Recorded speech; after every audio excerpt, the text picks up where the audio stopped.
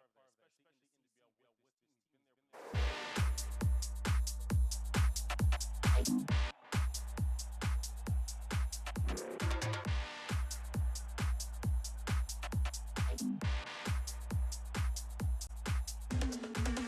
done that. We say act like you've been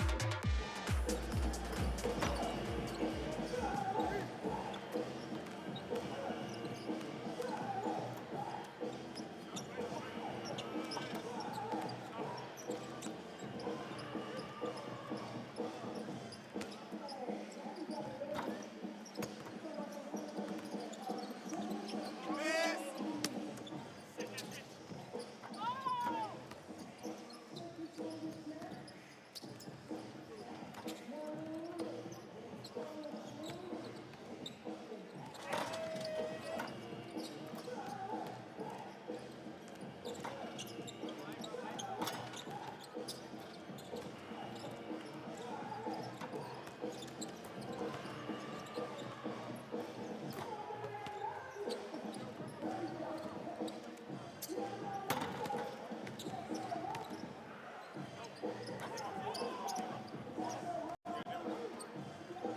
of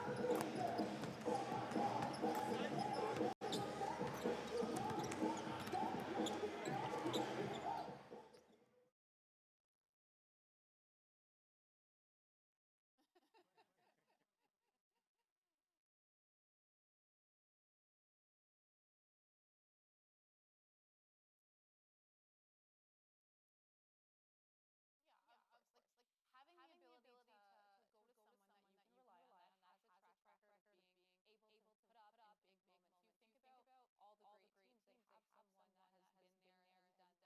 something like that, like what you're doing, right? Right. But no, I think with a team like that, you need guys, you need players that have experience. You need them to have a chip on their shoulder as well. When it's your best player, and they can also bring that experience onto the floor, that can permeate throughout the entire team, right? Elevate everybody's play. You look at the Western Conference right now, and Calgary's knocking at the door, right? They've just won 3 or 4 in a row and knocked off Winnipeg, the top team in the Western Conference, for a second time.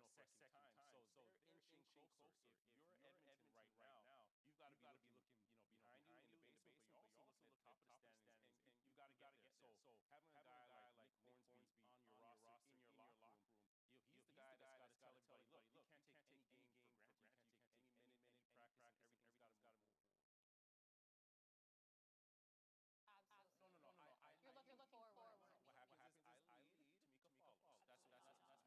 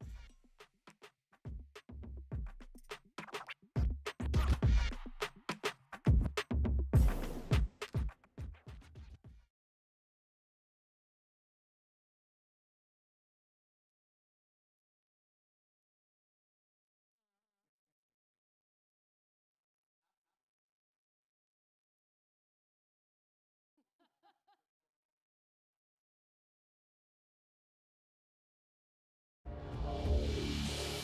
Hey, we've been up at the top for a minute, who better than me and mine? If they get it in the way and making plays, they gotta get penalized. Cause if he the best, then who am I? My crew got the view of an eagle eye. That's something you should probably keep in mind. Stay in your place till we resign.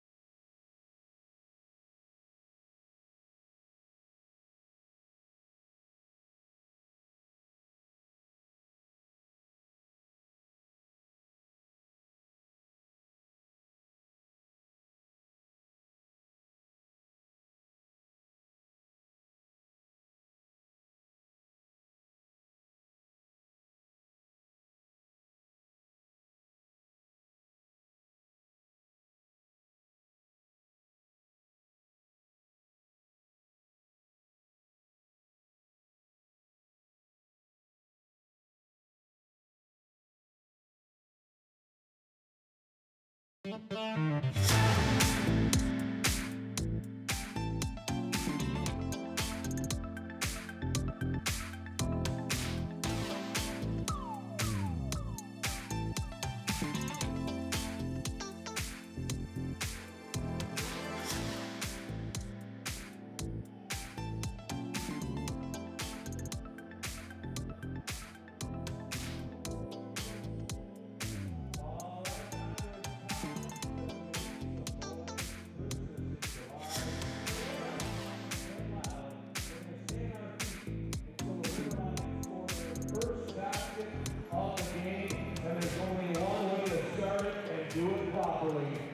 the Viking clap.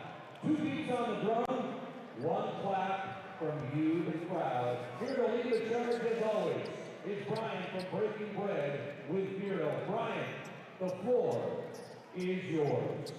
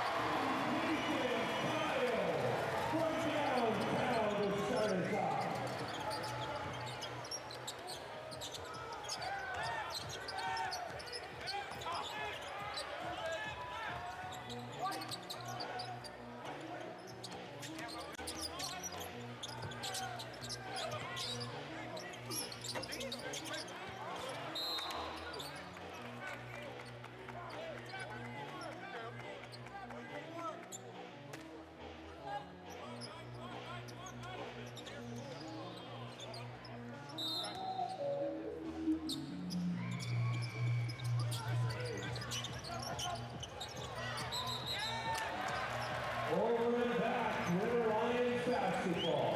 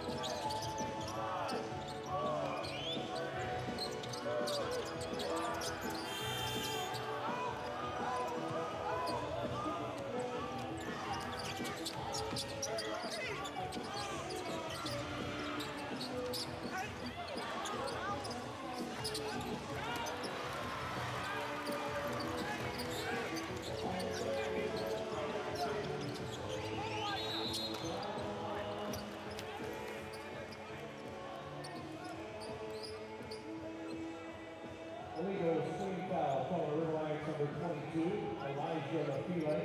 His first foul. Team's first foul.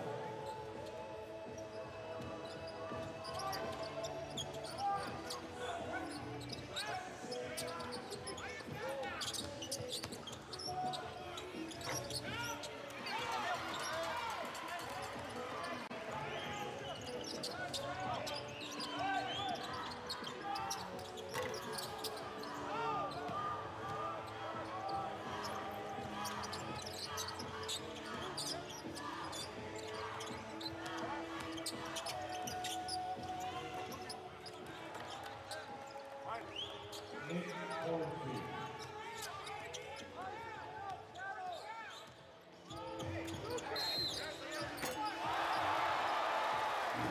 Down the three and the foul.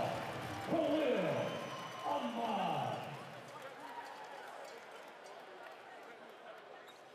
Foul call on Edmonton's number 8, Emmanuel Manduo. His first foul, team's first foul. Trying to complete the 4-point play. Khalil Ahmad.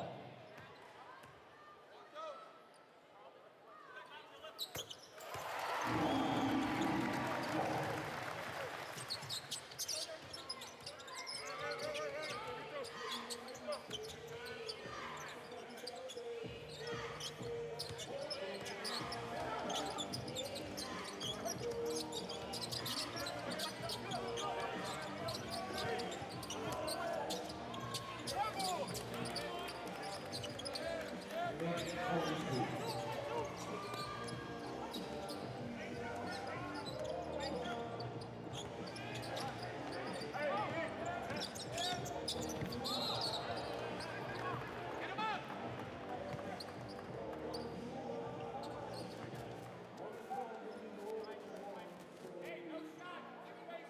Senior foul on number 11, Nick Hornsby.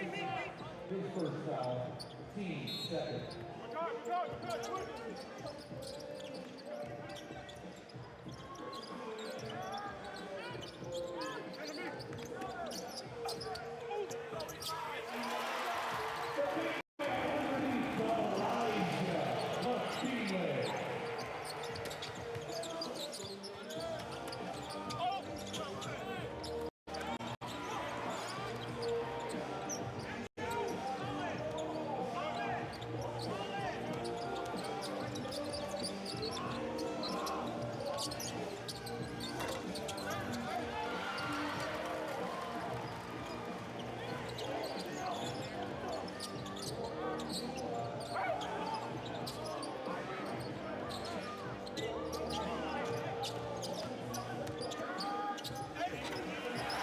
Driving and delivering, Deontay Kennedy.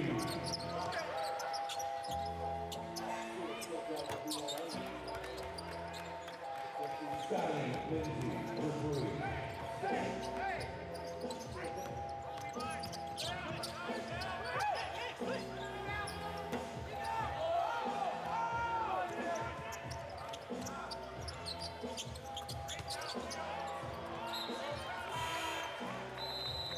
Both teams making substitutions.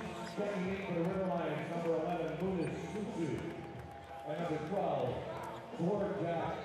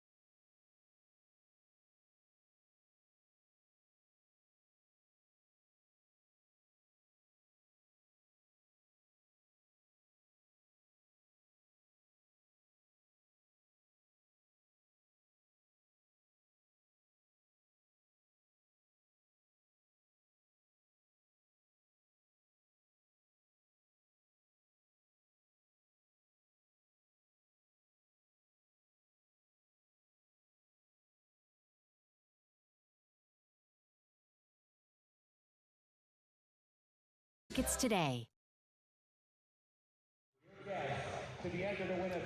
Welcome back to the Meridian Center, where the River Lions lead. I'm Sven Yarberahini, your sideline reporter for today's action. How does the dynamic change when your teammate becomes your coach? That is the reality that River Lions star Khalil Ahmad and head coach Kimball McKenzie have had to deal with this season. The duo won 2 titles together here in Niagara as players, and now it's a different dynamic as player-coach. I asked head coach Kimball McKenzie about that dynamic, and he said nothing has changed. And while I asked the same question to Khalil Ahmad, he said, yeah, sure, nothing has changed, because whether he's on the sideline yelling at me or he's on the court yelling at me, he's still my brother. Guys.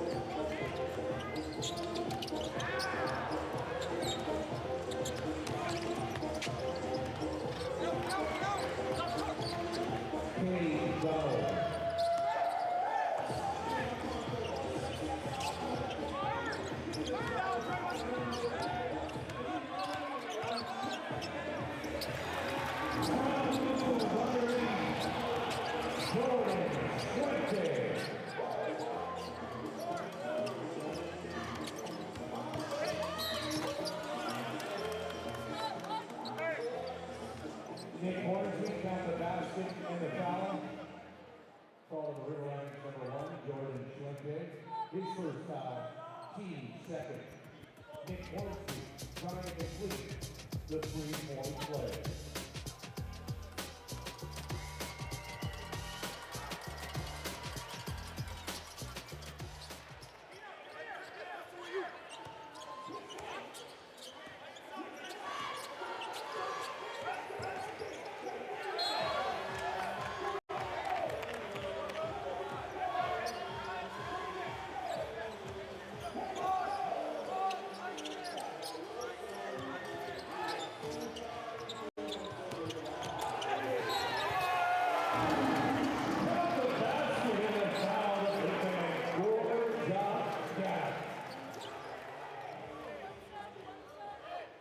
Foul was called at Edmonton's number 8, Emmanuel Van Dummel.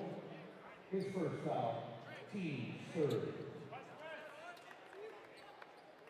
Correction on the foul, 98, Stanley Davis Jr. Foul on number 98, fourth job, gap at the line.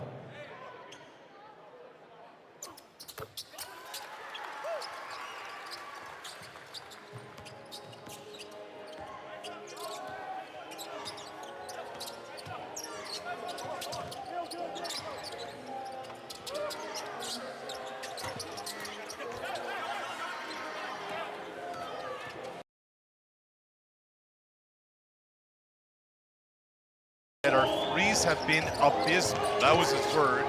They were 6 of 26 from distance on Thursday against Scarborough. And Yalis no good from 16 feet. Here comes Edmonton. Our first look at Bazzi Davis Jr., who gets bumped by Gap. And you know, you talk about that 3-point line for them, right? They shoot about 32% from the 3.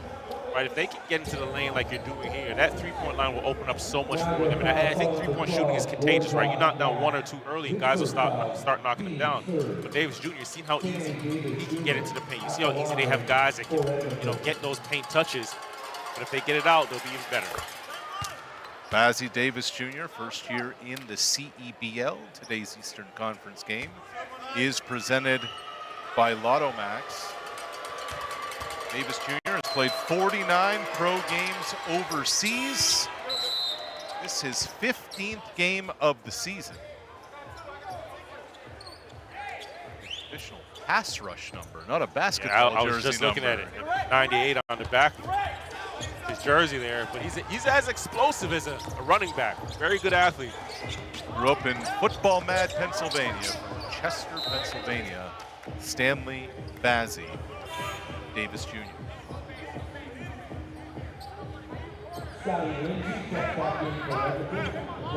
Edmonton needs a win. I asked Jordan Baker last night, how badly do you guys need to win? He said bad. You know, he said the guys have been buying in, but at times when things go wrong, often players revert to their bad habits, as the bucket is good there for the River Lions. Our first look at Ayub Nur Hussein.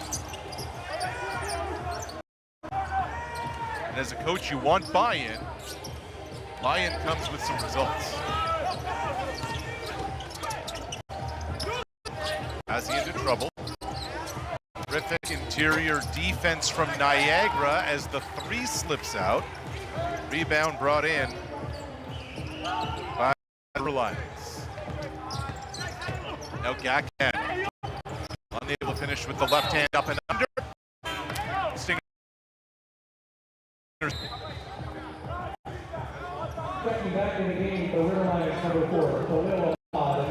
So Amadu took a breather, a 3-minute and 14-second rest. Checks back in for the final 1:45 of this. Lions lead by 5, a game below 500. We have a foul away from the ball. Nur Hussein holding on to Trey King. I can see that developing. Both those guys were tied up over on the left block, and the officials, not one of them won. You can see the official on that side just eyeing them, piercing them, waiting to make the call.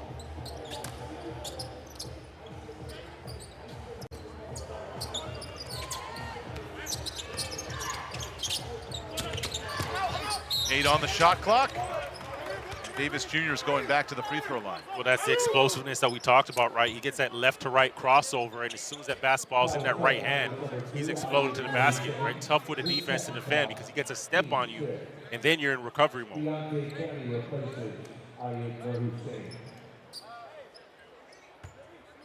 So free throws on the way for Davis Jr. Played his college ball at Morgan State. He was on the honor roll every year there.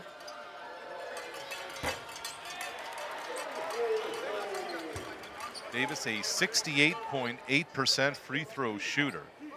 There's been a lot of changes to Kimball McKenzie's roster over the last few weeks.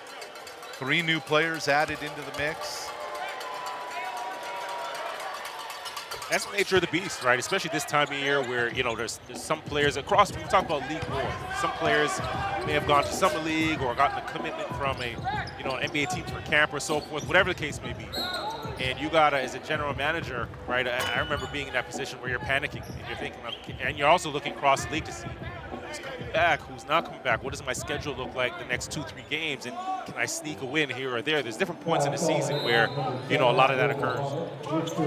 You know, it's interesting because you think about the struggles that Edmonton has had, losing 4 in a row, and Jordan Baker said, this is the team. This is the team we're going with. There's not going to be wholesale changes at this stage of the year. Yeah, JB, he's old school guy. You know, I played with the national team, and he's always been hard-nosed and firm believer in his philosophy, right? For him, it's about, hey, I don't need the most talent. I don't want the most talent. I want guys that are going to be here for the duration of the season. I want to build chemistry. I want to build, you know, this tight-knit fabric.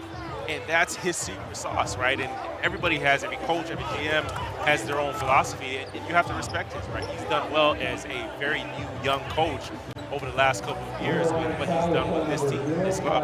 Yeah, Baker said, look, we need to be a unified group, even amidst this losing streak. We need the guys to be following the coaching staff. And his line last night was, hopefully, the guys begin to clue in.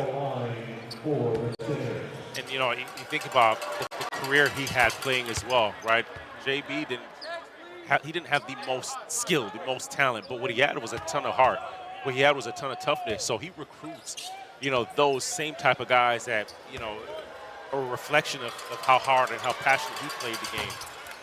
Yeah, we talked to Kimball McKenzie this week about playing Jordan Baker, and he said Baker was a problem. That was his line. 2-point game, final minute, first quarter. It's the CEBL on CBC. Here's Kyle Vinales. He'll head back to the stripe. That's such a, you know, high IQ basketball right there. Vinales, first KO posts up on that left block, right? Vinales starts to penetrate to the basket on that left slot, and KO spaces the floor. He leaves that block, spaces the floor to give him that laneway, that alleyway to get himself to the basket. Something subtle, which to the untrained eye may not see it, but creating those driving lanes and understanding how to work in tandem. One of the new additions to this River Lions team through the balance of the season, a tech on top of it. And what an ad Vinales has been. His 5th game here for Niagara. He's averaged better than 18 points a night since coming over. I did the math. All right. This, for a 34-year-old, is his 22nd professional start. What that is a lot of mileage. Yes. And immediately I start remembering what my knees felt like getting out of bed at 34, for practice, for, games and so forth. But he looks like he's in tip-top shape. He's in, really good form. And, you talk about the scoring that he brings to this team, and I think it also alleviates the pressures of Khalil Ahmad, right? Not as much pressure for Khalil to score the basketball. And, when Coach Kimball McKenzie, he goes to that 3-guard lineup with Vinales, with Tutu, with Khalil Ahmad on the floor, right? That's a 3-headed snake, right? And I think, such a weapon for him to have. And all those guys not only can score, but very selfless.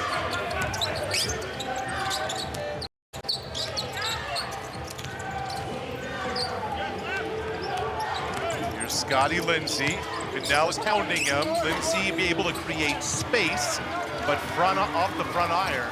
Big time defense, and you know what happens? Low man always wins. Vinales, they're getting a lot lower, trying to really dictate where Scotty Lindsay goes to the basketball. Just made that shot really difficult for him. Vinales gives Niagara some serious offensive punch. 5-second differential, shot clock, and game clock. Here's the vet going to work. The pull-up. Niagara still has a shot at it from the corner. Keontae Kennedy can't get it to go. And after one, the River Lions lead the Stingers by 4 here at the Meridian. Got a good one. Got a good one.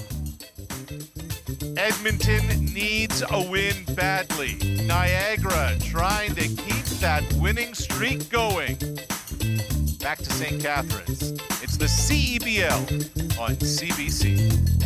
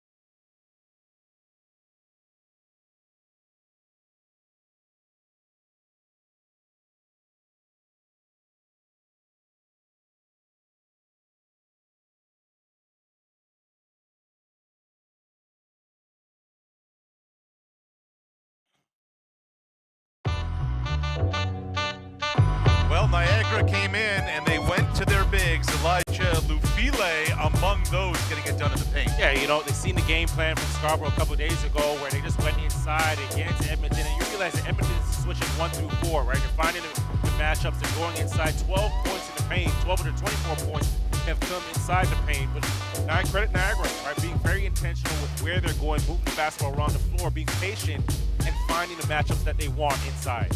And Jordan Baker's got to be wondering, when can we get it going from the perimeter?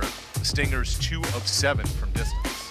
I'm not sure if they're going to get it going in this game, right? It hasn't been a part of their fabric this entire season. But again, if they can force Niagara to turn the basketball over and just create some rhythm, create some baskets, for themselves, then that basket gets wired, and then that three-point shot becomes a little bit more fluid, and you get a little flow going offensively.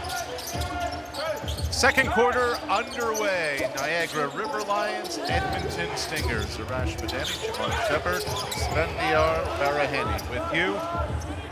Our continuing coverage of Canada's Pro Basketball League. And there's Isaac Jack soaring through the lane. The rookie out of Port Alberni, BC. Yeah, that's the defensive offense that we're talking about. Great game presence, and then running the floor, first big down the floor, and you end up with the basket. You get rewarded, right? Great work you do on one end, you get rewarded on the opposite side. And now a moving screen. Ahmad doesn't like the whistle. Offensive foul call on River Lions number 4, Khalil Ahmad. Here, Ahmad with the basketball, that offhand, right, just really extends the elbow. If he kept it a little, tucked it and kept it tighter, now you see Jack run the floor. You look at his athleticism, his size, right, just getting ahead of everybody, and the footwork, the Euro step for the basket. 7 feet tall, 250 pounds, as Makai Ashton Langford muscles that one in. What a development season this has been for Isaac Jack. He's played every game since coming over from Pacific University. He only began playing basketball 6 years ago. And when we talked to Jordan Baker, he said as long as he wants to play, he'll be able to do it at a high level. Now Hornsby, the delicate touch. What do you get coming out of this start to the second quarter is 3 stops for the Edmonton Stingers and 3 consecutive baskets, on the other end, up for a 2-point game right now, 2-point lead. Baker told us this week, we will value playing time for guys who care about playing defense. 3 doesn't go, rebound brought in by Tay Donald. Donald just signed a deal and go to Croatia this fall as the teardrop. Nice, so Niagara's going to need a timeout, right? That's 4 stops to start this second quarter, and what Edmonton is, they're just getting out and running. The pace is picking up. They're converting on the other end. You're a coach, McKenzie, right? You got to, reel your guys in right now. This is what you get, right? Nice roll to the basket. Another floater starts with that roll. Nice finish.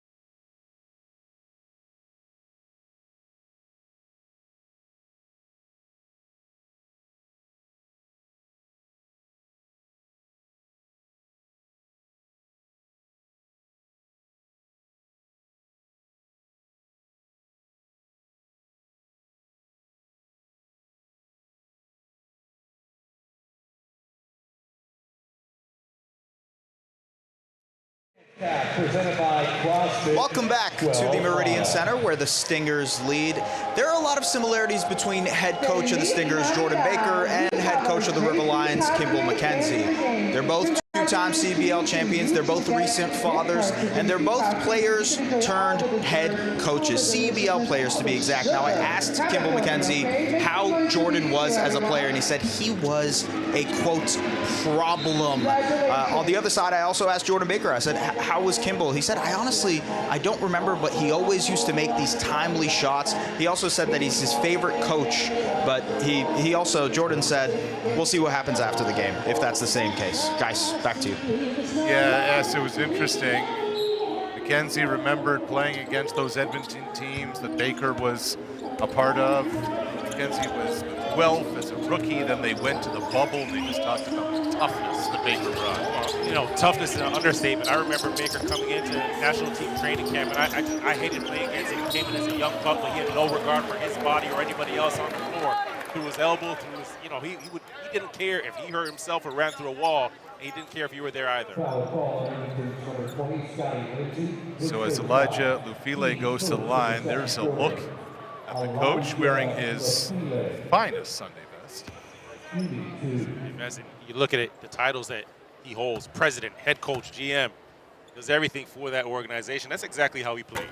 Did it all, just did everything. Did it dirty, it's never pretty, but always would find a way to get the job done. And he was a really, really selfless team guy, right? It was all about win first, and that's what he's carried to, you know, in the multiple hats that he wears for this organization, right? It's just, you know, trying to move the goalposts, trying to move the organization forward, and which an organization that already has rich, you know, culture with the number of championships that they do have. They started the year 7-7, have dropped their last 4 in desperate need of a win. This guy can help them. Nick Hornsby, the vet. Doesn't fall this time, but the rebound is scooped up by Tay Donald. Now Scotty Lindsay. He lost it off the leg. Those are important plays, right? You come up with an offensive rebound. Remember, Niagara is one of the worst rebounding teams in the league, especially defensive rebounding. You come up with that, you got to find a way to, you know, convert that into 2 points or 3 points.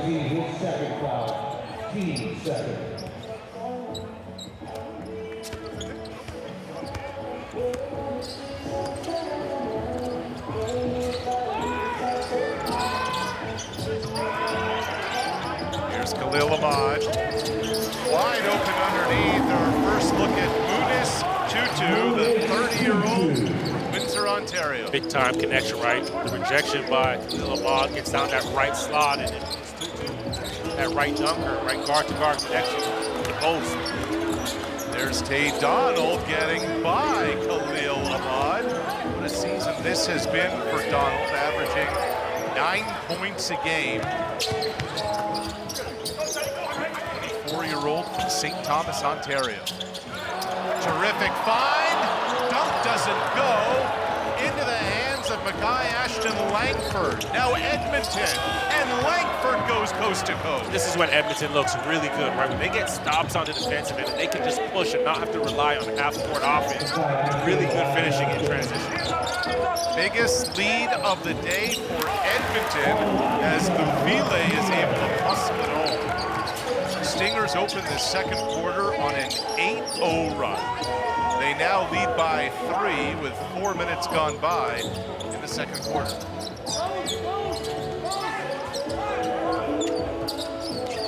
Here's Donald going to work over Elijah Lufile. Downhill again, but it starts with Hornsby with that ghost screen up top and taps the left shoulder of the defense, left hip of the defense. Donaldson just gets, Tay Donaldson just gets right by, just using his speed and his quickness. Free throws on the way. Stingers up 5. Mikayo who steps to the stripe. Number 0 foul in yellow, set back along with number 12, George Matt. This one, like transition play by them, pushing the basketball. There you get to the rim. Nice body contact, finishing, concentration, getting up high off of the glass. And that's where they've created this little 5-point lead for themselves is, okay, we're going to get stops, you know, force some turnovers, get out and run. And you're not looking over at, you know, Coach Baker to see what are we running or what's next. It's, hey, run. Everybody touch the basketball. Everybody feel, you know, part of this thing and get it to the rim. Cal Tire is a proud partner and tire expert of the CEBL. Shop top tire brands and have peace of mind with Cal Tire's match guarantee. Shop and book at caltire.com. The lead is 4 for Edmonton. Ashton Langford from distance. And the Edmonton Stingers, who have struggled shooting from the perimeter, are starting to heat up from beyond the arc. Well, what was the thing I said to you earlier, right? If they can get some transition baskets, you start to feel good about yourself. See the ball go through the hoop, then that basket feels like it's opening up, and those three-point shots become a lot easier. Floater drops for Vinales. Gets the lead back down to 5. Trey King thought about it. The spin, off the window, and the foul. Bodies everywhere. Line foul from number 13, Nathan Kyle. His first foul, team second. The good news is it looks like everyone's okay. Everybody's safe. A little wreckage under the basket, never hurt anybody. Both teams fighting for the basketball. I'll check back in. Trey King to the line, a 72.7% free throw shooter. See King and all the other Edmonton Stingers. Special edition theme night still await throughout the season.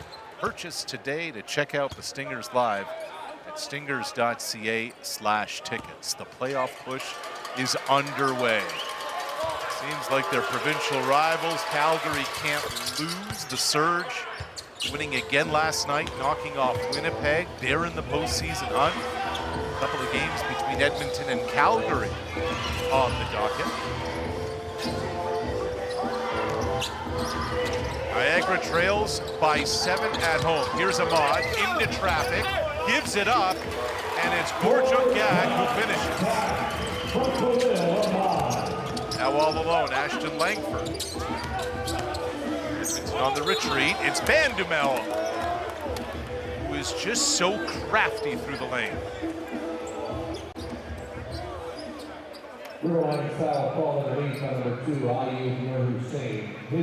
Emmanuel Bandumel has been on Edmonton's radar for a few years. He was with Saskatchewan in the CEBL. Jordan Baker really had his eye on him, and then Bandumel tore his ACL. Finally, they were able to sign him this season. Has added a lot to this team, averaging double figures, has started every game. Favoring the shoulder there. 24. Next inning, Emmanuel Bandumel. As Niagara goes back to some of its starters. I always like to hear those feel-good stories, right? Because as a player, right, you talk about guys getting injured and going down for an extended period of time. Like, those moments are very dark for players, right? So to see a guy come back from it, look extremely healthy and strong, having fun playing again, right? You love to see the back end of those stories. Wasn't his first ACL either. Tore it when he was at Nebraska in college before he even turned pro. Fred Hoiberg just during March Madness this year raved about how much Bandumel was part of turning that Cornhuskers program around. Hornby's short on the runner. Ahmed gets out of trouble, swung into the corner. But a foul, and it's KO who came barreling downhill. That, you know, it's a bad foul, but again, if you're Khalil Ahmad, you can't put your four-man, your front court players in the position where you're giving the basketball early for them to make decisions, right? He's going to be able to control. He's, you know, that's not an area of his game that's his strength, right? So if you're Khalil Ahmad, you want him to run the floor, get in scoring position, and you handle that responsibility. So the second personal on KO. Edmonton leads by 7. Here's Donald. Originally, Fei Zhang said Stingers ball. They're going to have a chat about it.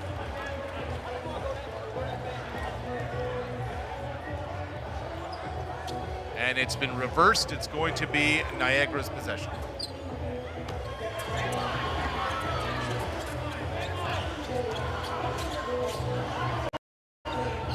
Lamont has been held in check so far. Only 4 points this afternoon. Working on Vandemel. This time it's a non-shooter. Vandemel collects his second person. He had that trick shot earlier, which that 4-point play, and you were thinking, okay, he's probably going to be off to a really good start to this game, a really good first half. But Edmonton's done a good job of really crowding him. As soon as he gets that basketball and puts it on the floor, taking away his space, crowding him. And Yalis swung into the corner to Ahmed. A crafty move driving baseline from Khalil Ahmed. Big time shot, big time finish, right? He gets into the paint, you can see 4 blue shirts around him. Quick answer from Tay Donald, who wanted the whistle, but gets the bucket. Donald now with a team-high 10 points. They're changing ends of the floor so fast. As soon as Khalil Ahmed scored the basketball, that ball was in and up the floor over half. Vinales from deep. Kyle Vinales has 7. Dropped 25 against Brampton on Thursday. And the finger roll goes for Bazzi Davis Jr. How explosive is he? I think I mentioned it before, right? He shoots out of there like a cannon, and then that high finish above the rim. Kept alive by the River Lions. Into the corner for Kennedy. He's short. Rebound controlled by Niagara. Vinales again. Into the corner for 3. It doesn't go. Davis Jr. the rebound. And controlled by Donald, who gives it up to Vandemel. That's tough. That is tough. Biggest lead of the day for the Edmonton Stingers.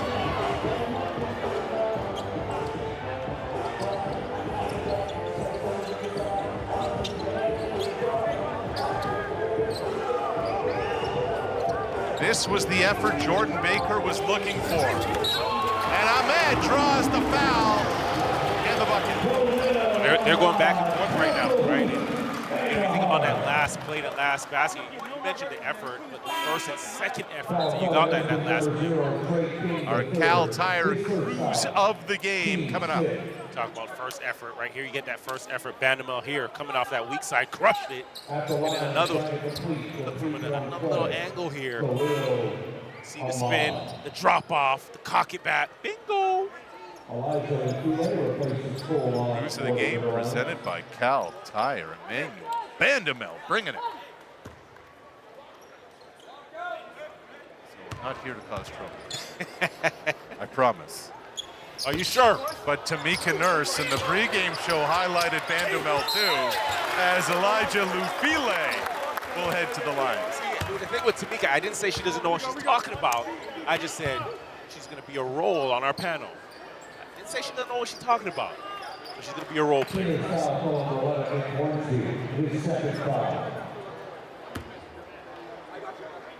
Follow at CEBL League on all your social platforms to stay up to date on storylines, standout stats, and more. For all 10 teams in Canada's Pro Basketball League, what a player Elijah Lufile has become for Niagara.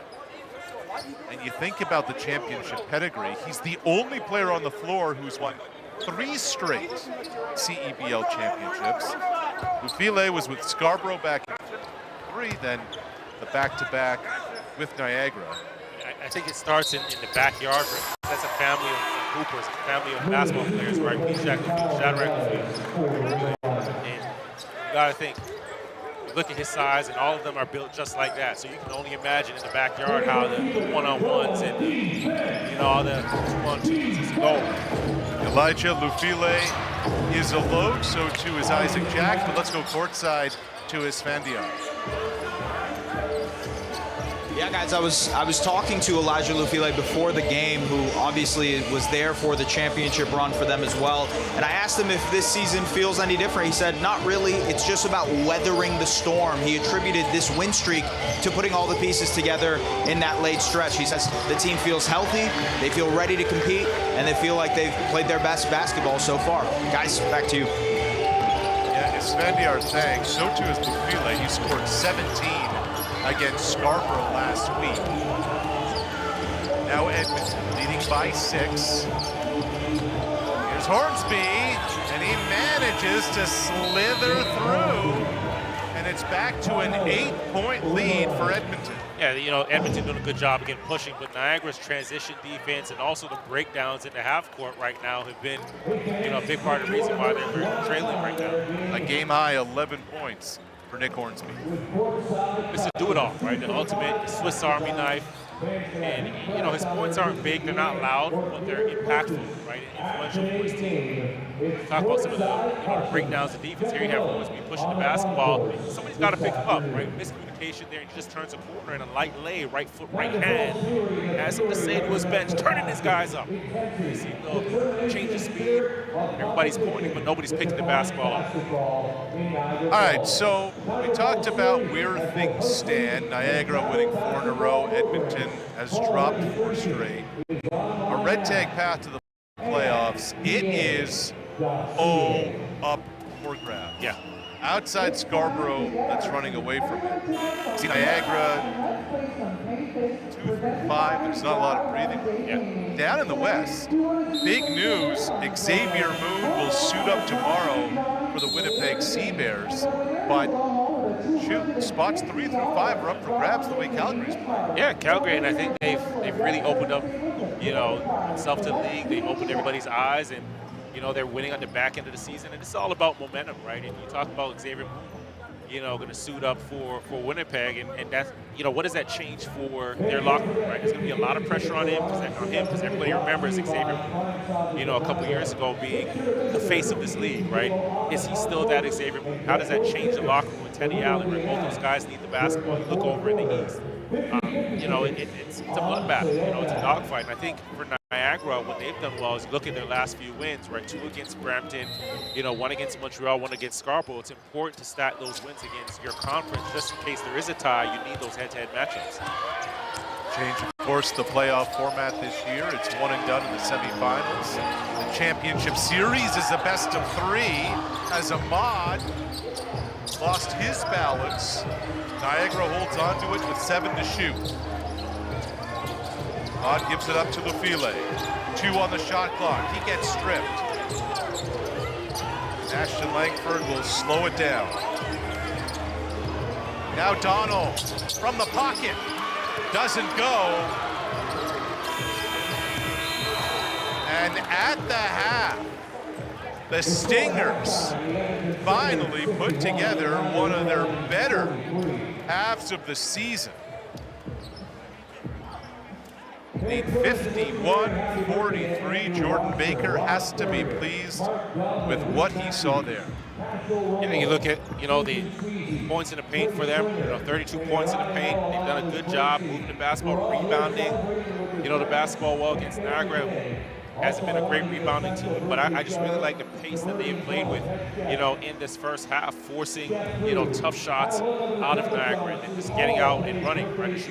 Edmonton shooting 54% right now, you know, from the floor, 59% from 2. But just their aggression, right? You know, whether the basketball you're getting it under the hoop or under the basket, by the time you blink, they're on the other end of the floor, pushing the tempo of the game, pushing the pace, and not allowing, you know, Niagara to set up their defense. Tay Donald has 10 points in the opening half. He's with Esvendia. Tay, 10 points for you in that first half. What allowed you to be aggressive? Just staying aggressive. You know, my team puts a lot of trust in me, you know, as a point guard to make the right read, and right now the right read is just getting to the rim, so staying aggressive. Was there a level of desperation knowing you guys lost 4 in a row to start out well, to get a good start going for you? Yeah, 100%. We understand how much these road games mean. You know, even we have one in Scarborough we lost. It was close. So picking up this one will be huge, for sure. Okay. Thank you, Tay. Appreciate it. Arash, back to you. Esvendiarte, thank you so much. That was the half the Edmonton Stingers needed. Losers of 4 straight, trying to turn things around. The Donovan and the panel. We continue on the CEBL on CBC.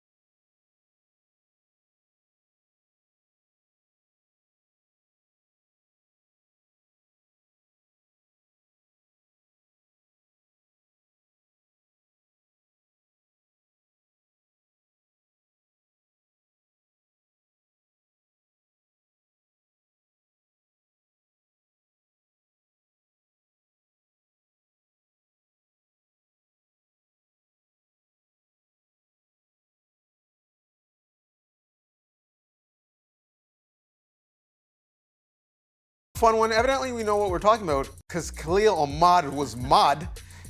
Was a problem in that first half, but so was Edmonton, getting some CanCon and some nice finishes in the paint as at the half they lead by 8. But why don't we start with Niagara? Because I don't know if you're Migos generation or Lil Wayne generation, because the block was hot. The paint points were serious to start. Yeah, I thought, in that first quarter in particular, they did a good job of just finding the matchups and reading the defense. They're really patient there in that first half, 22 points in the paint for Niagara. But I don't know what happened going into that second quarter. They kind of went away from it, but I thought when they went into the paint, they did play with a ton of force, right? They made a ton of tough baskets, used their size and their physicality and their girth. Right, when they got it down there, they had a ton of success, right? I think going into the second half, you got to find a way to get back to what was working well for you, right? Don't reinvent the wheel, and finding a way to get Khalil Ahmad going in that second half as well. He hit that tough shot, 4-point play to start the game, and then it's kind of been slightly quiet going in that latter part of the second quarter, right? So you need him to be one of your better players, and whether it's inside, whether it's outside, but you have a recipe, you have a formula that was working in that first quarter in particular. Got to get back to it. Did not have girth on my bingo card as words Facts, used. quite the terminology. Someone's been playing words with friends. So Edmonton in that second half changed things around, went on an 8-0 run to start it. How? Yeah, the idea of a break in between the quarters would be to reinvent your offensive game, and that's exactly what happened. If you look at them, they did a lot of their work in transition. Again, you said they started out with an 8-0 run, but you're going to take a look of a couple plays here. That's your center trailing down for a bucket. That's the Canadian Jack Isaac. And then again, you're going to get this ball, you're going to get an attack off that high ball screen. That is a relentless pursuit for the rim. They didn't care who was in front of him. Here, you're going to attack again in transition. They're playing big bodies on the block. They're throwing everything at them that they can.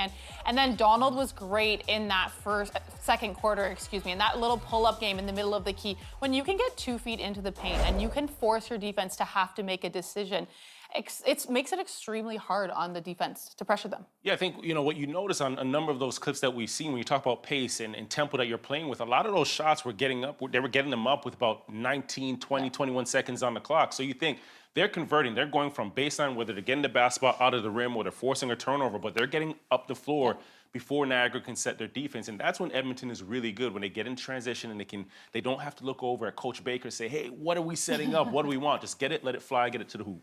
Yeah, I'm here for the relentless attacks and for the paint points. I'm also here for the mascots because Niagara has one of the best ones in the league. And so we're making sure we're having a good time, no spillage, exciting stuff. Speaking of exciting stuff, after the break, maybe a moon landing? Is Xavier coming back to the league? We talk about that next. Stay with us. That's a weird term.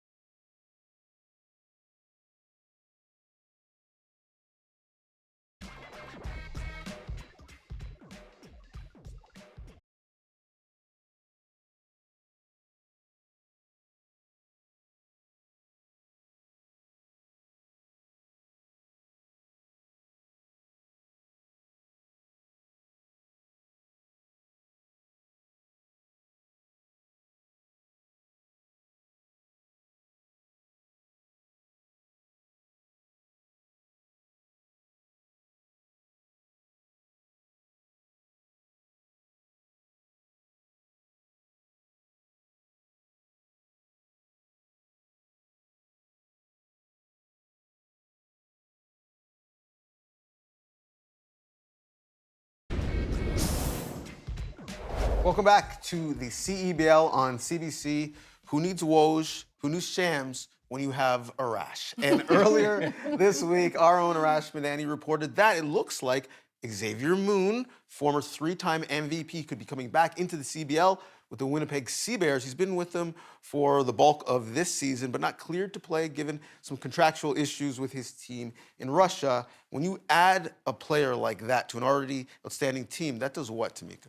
It really bolsters your roster. He's often regarded as one of the best CEBL players to ever play the game. He said it a 3-time champion, most valuable player, and a 2-time MVP. And what I really like about it is it seems like he set the template that Ahmad is now walking into. Kind of like how I set the template for you and you walk into it. Goodness. You know, I'll take the baton. I'm going to finish the race, right? Your best run is going to finish. But no, I do think, listen, when you have Xavier Moon joining a team, everybody remembers what he was with Edmonton, right? And an exceptional player, accomplished a lot, but now there's a lot of pressure, right? He's going to be playing with Teddy Allen.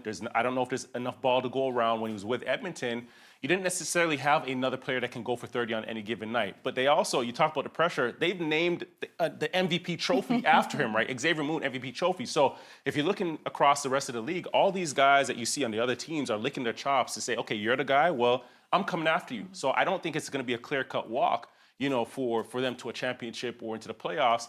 But you know, if you're that coach over there, then you're excited to have him on the floor. But no, it is going to be a ton of pressure, and everybody's going to be looking to get a piece of him as well. I think the question is it a walk in the standings for them to clinch? Because it's been Winnipeg and Vancouver back and forth all year. Now with the addition of Moon, can Winnipeg solidify that #1 spot, which, as you mentioned during the broadcast, Javon, is big given the playoff format this year?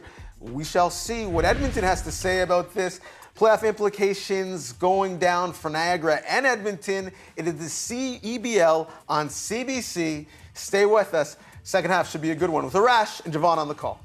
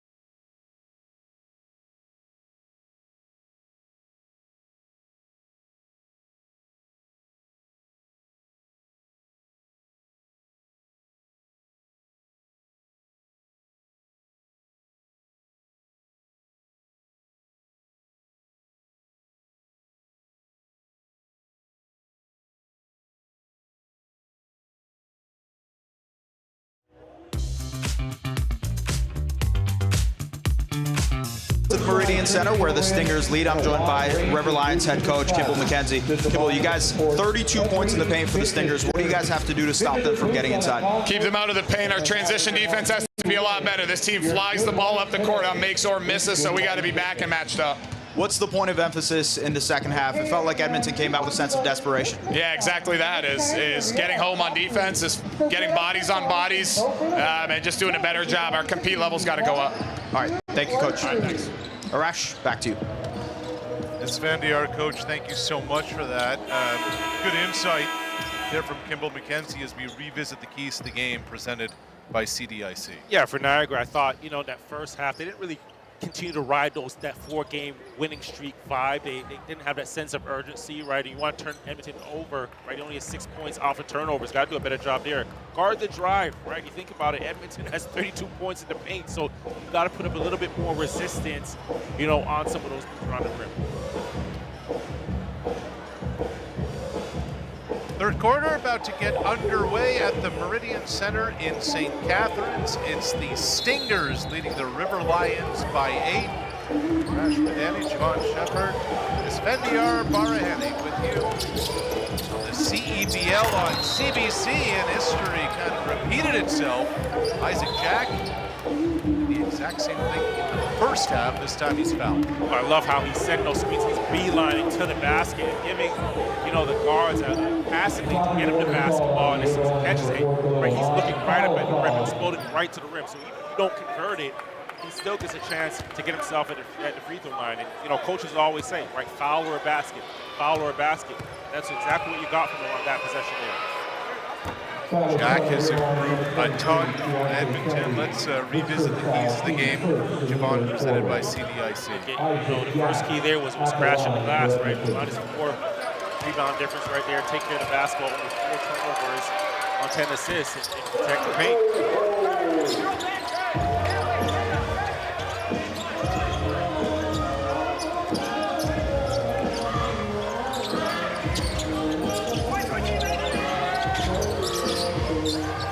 Nathan Cayo going to work on fellow Quebecer Emmanuel Vandemel, and it's the Montrealer.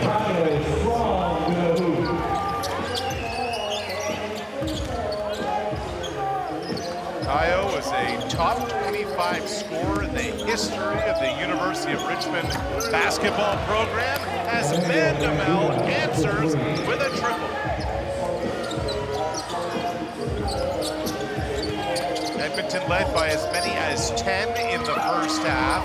The advantage is now 9.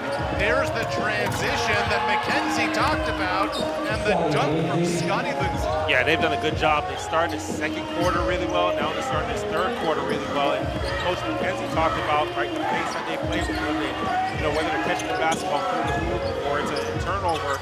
Right, they want to push, and they look really good today. Right, it's a complete different game than we seen a couple days ago against Scarborough.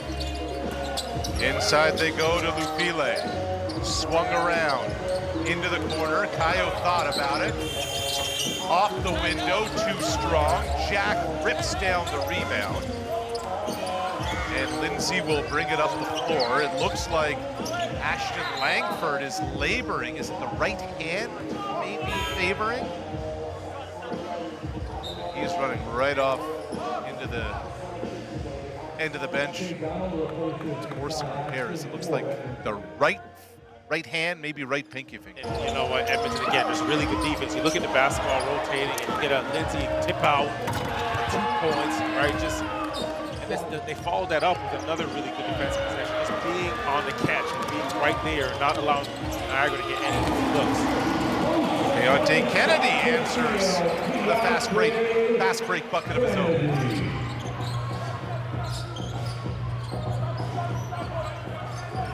Kennedy has started but 1 game this season for Niagara. Donald left alone. Nice. And they're running that double high drag screen. He's getting down into that left hand, and they have that weak side offensive player rotating to the top. Right, so there's no real tagger, and defense has to decide: are you stopping the big man or are you stopping the guard? And good job with the jump shot. Not many people can stop Kyle Mignalis. He has 10 already. 2 days after dropping 25. Hornsby is short, but he was bumped.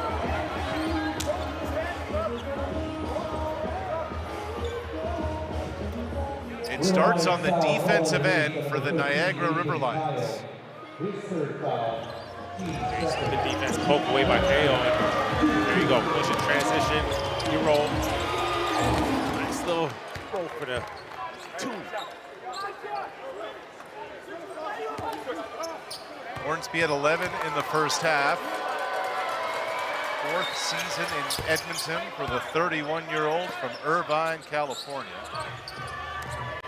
Kimball McKenzie coming into this game, he said, we feel that Hornsby wants to be a distributor, but they're almost trying to turn him into a scorer. So let's try and see if Nick can beat us that way as Ahmad draws the foul on Isaac Jack.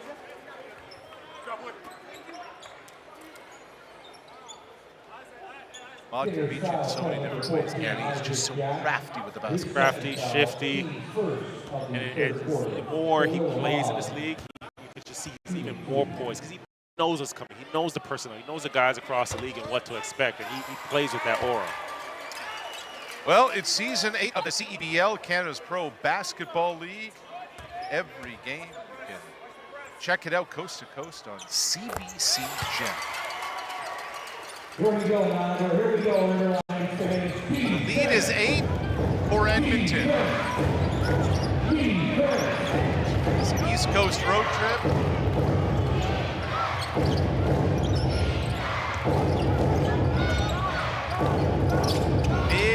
Big game for the Stingers. With their losing skid, Jack can't get it to go. Gets his own rebound and one. Isaac Jack just continues to battle and work underneath. Yeah, and that play just looked like he's on a polo stick, right? And good recognition by Edmonton. You realize that Niagara's in the 2-3 zone.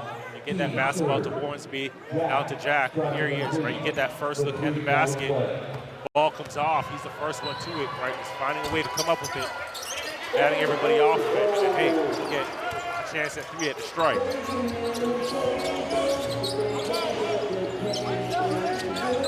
Here's Vinales, the 34-year-old vet, just brought in a couple of weeks ago, and he is money.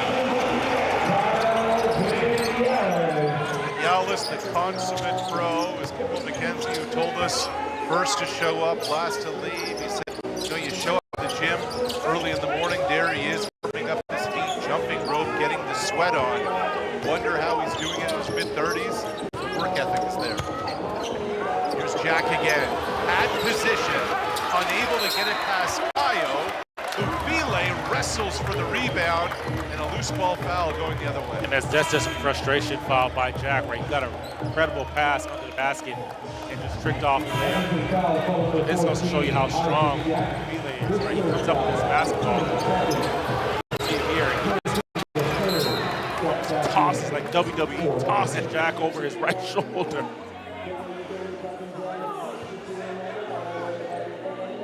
Just check the rule book, and that is not allowed in professional basketball.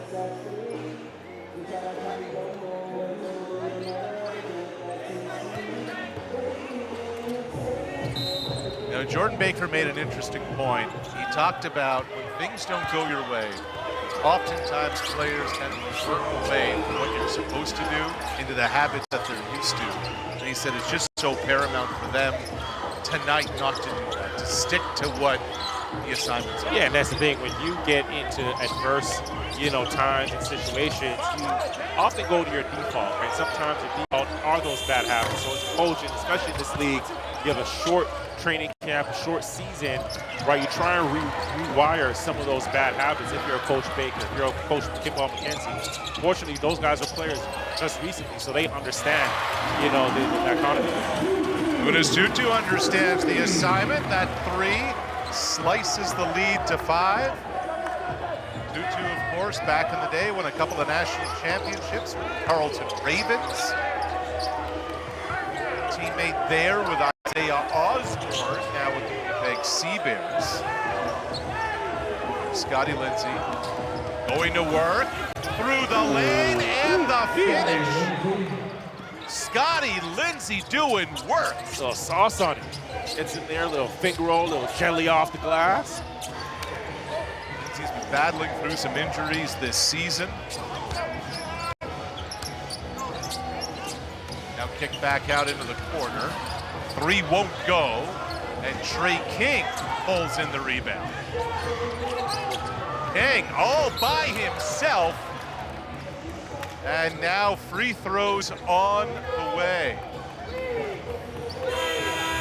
Scotty Lindsay is a vet of the CEBL. Again, spiffy on that last finish. You see him right hand, little blow by, left to right crossover. Now you see, now you don't.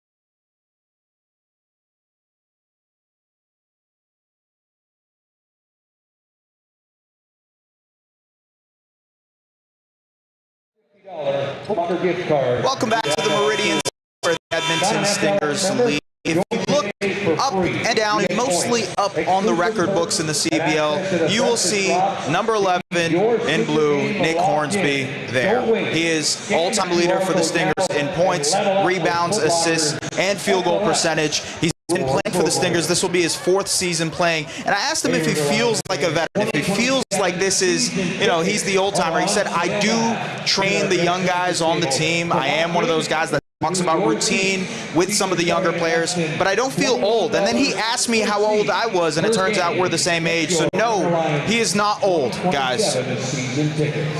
Well, it's interesting. You talk to Jordan Baker about Hornsby, and he'll tell you he's the glue to the locker room. Baker's point was that Hornsby is, quote, the engine that drives our team. Yeah, and it's been nice seeing him grow in the CEBL, right? You talk about, you know, he's 31 right now, and, you know, he first started playing here when he was, what, 26, 27. Yeah. And his game has evolved over the course of those years. And now you're seeing him as a playmaker, as a scorer, Mr. Everything, the engine in that locker room for, you know, this team. Lamond's been all of those things for the Niagara River Lions. Lamond at 8 at the half, has 12 on the night. Cuts the deficit to 6. Now King faces Gak. And knocks down the long 2. That's patience. Late the offense, develop, and everything unfold, jab step, and then up, right, when you create that space, but just not being sped up. Now, is that settling for a shot or not? I think that's just reading the defense, right? He let everything unfold, right? Got his defense off of him and said, okay, this is the best, highest quality shot.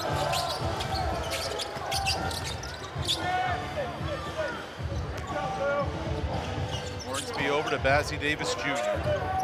Back over to Bandamel. Great ball movement by Edmonton. That's really good offense. Really good offense, right? You get a paint touch, everybody rotates, now you get a kick out for a walking rhythm 3. Largest lead of the day for the Stingers in a game they gotta get.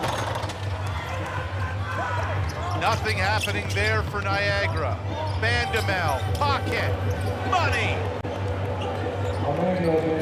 Pace, right? Tamika talked about it at half, right? Then pushing the basketball up the floor, and again, what happens here? You're pushing it, you're getting a shot with still 20 seconds on the clock. from everywhere for the Stingers. And it can come from everywhere when the ball is moving. You look at, 3 players touch the basketball. You get the basketball back on the second side, paint touch, kick out, and again, like anybody in the arena can make that shot there. You have all the time in the world. And that ball has so much energy. Right? When everybody touches it, everybody feels a little bit more confident in their next move, their next play. That was Bazzie Davis Jr. with the triple. Hoops is a family affair in the Davis household. His father is his AAU coach back home in Pennsylvania as Ahmad steps to the free throw line.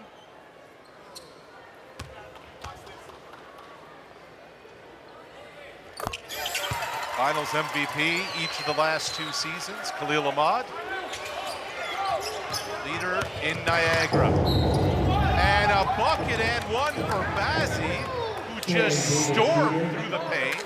Ahmad doesn't like the whistle, but a chance at a 3-point play coming up here. Yeah, they're playing with a sense of urgency, right? As soon as they get the basketball, they're not allowing Niagara to regroup at all, right? It's downhill, downhill, downhill, just really pushing it down their throats. And you can see, if you look at Niagara's body language, they're looking at one another. 5 guys on the floor, everybody's pointing a finger at, okay, whose mistake was that? Where are you? Where's the communication here? Right, that communication has to be prior to the basket, not after, when it's gone through the hoop and 2 points are on the board.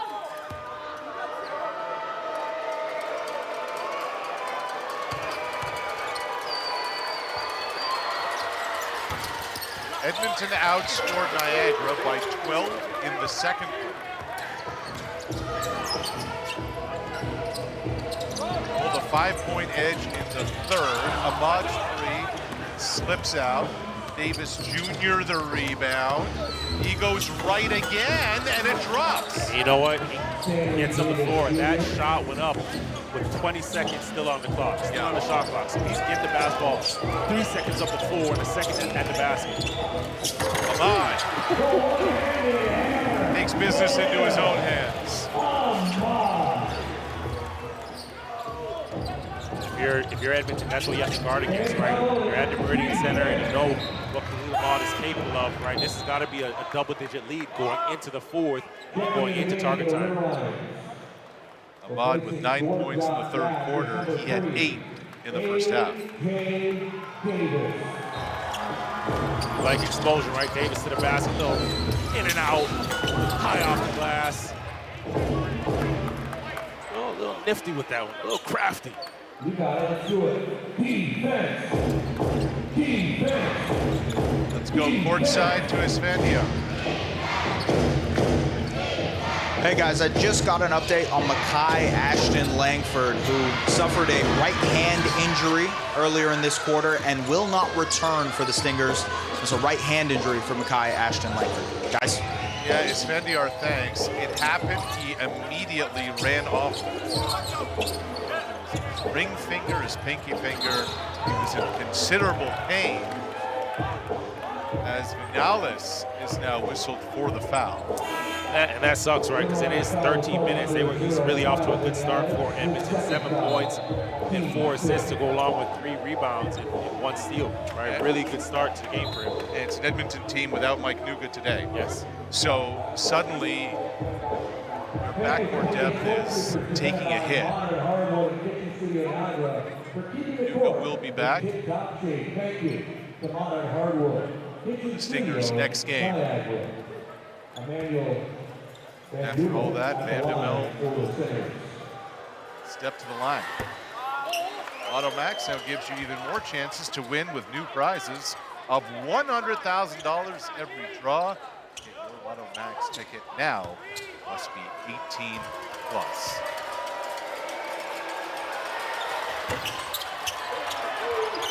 Rebound still up for grabs. It's Tutu who collects it.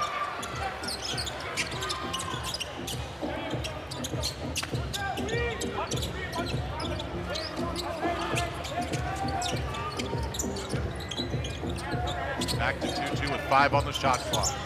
The 3, no. And Bandamel soars to bring it in. Now Davis Jr. working on Kennedy. And a one-and-done possession there for Edmonton.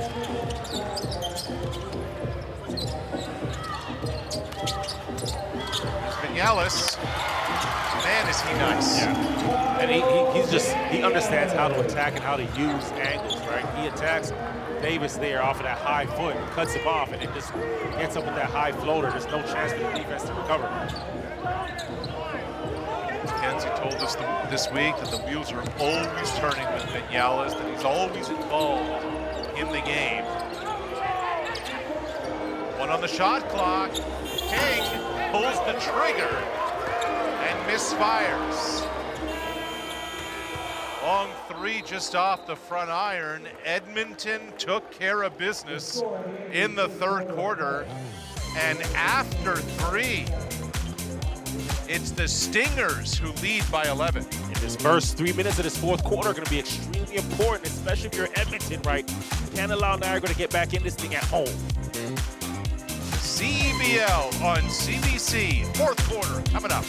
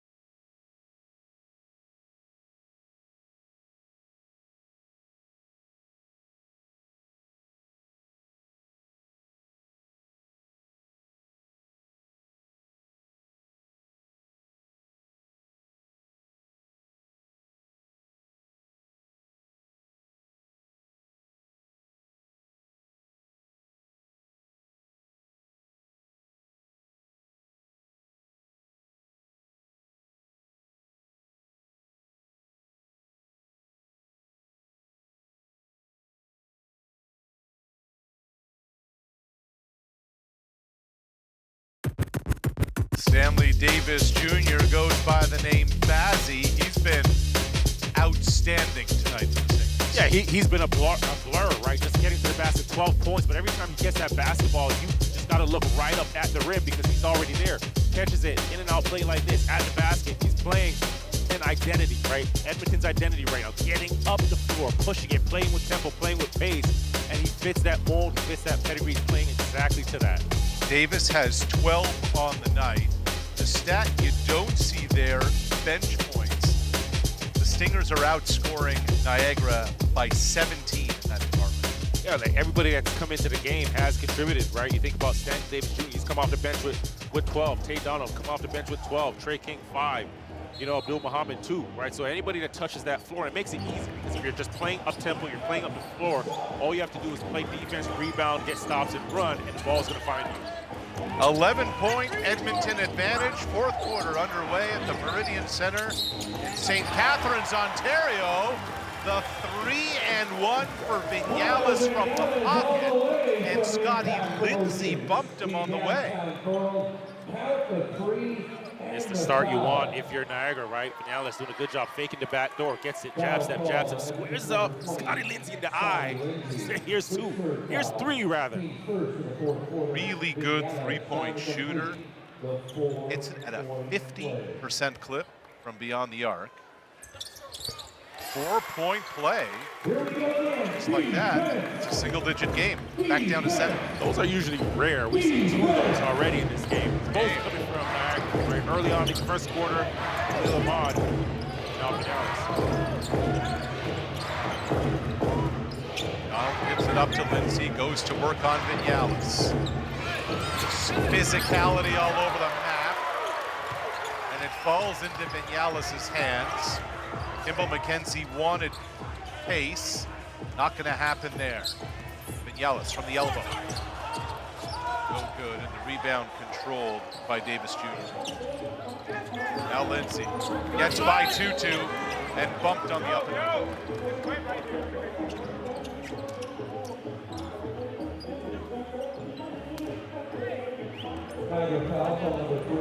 Court side to his Esfandiar knows a little more about the nickname of one Stanley Davis Jr. That's right. So Stanley Davis Jr. is his name. They call him Baz. And the reason they call him Baz is because his father's name was Shabazz, and he looked like him so much when he was a kid that they had to differentiate the two. So he went for the short form, Baz. That's why they call him Bazzy, guys. If sideline reporting is not in Esfandiar's future, perhaps espionage. That is some investigative stuff right there from our man. Did his job, right? Start his role. Start his role. Great job as always today.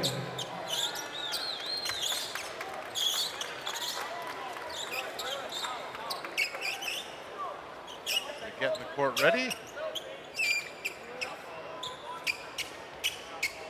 Chance to remind you that you can scan the QR code for your chance to win the ultimate CEBL Finals trip, courtesy of redtag.ca.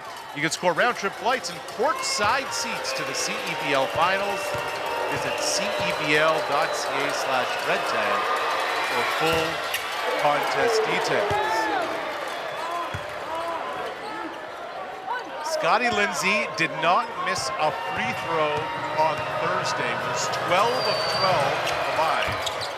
He's 1 of 2 here to extend the Edmonton lead to 8. Niagara going deep into their bench. Look at Cole Long. Doesn't see a ton of time. Pass intercepted by Tay Donald. Donald barrels through Evachar. Unis Tutu absorbed the breakthrough. You're Donald. Right, time and score is so important right now. You're in a 4-minute and 45-second game until target score here. Tutu the steps in front of it, right? On the other end, Edmonton comes up with the cross-court turnover. Right now, you've got to. I know you want to run it. You know, if you're Coach Baker, you live with some of those mistakes. You want to play fast, but understanding time and score is important right now because this is a completely separate game that you want to win and extend the score going into target score time. 4 minutes to go, we get to target score time as Donald picks up his second personal.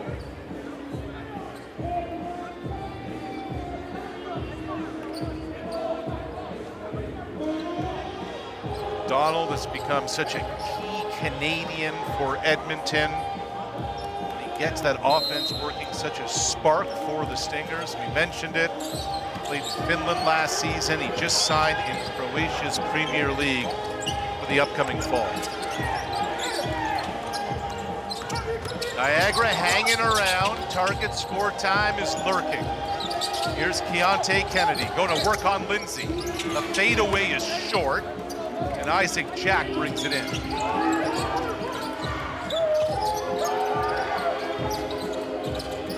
If you think you're hearing Christmas carols, do not adjust your set. It's a Christmas in July promo at the Meridian Center, and it's raining down presents for Bazzy Davis Jr. He has 15 for the Stingers.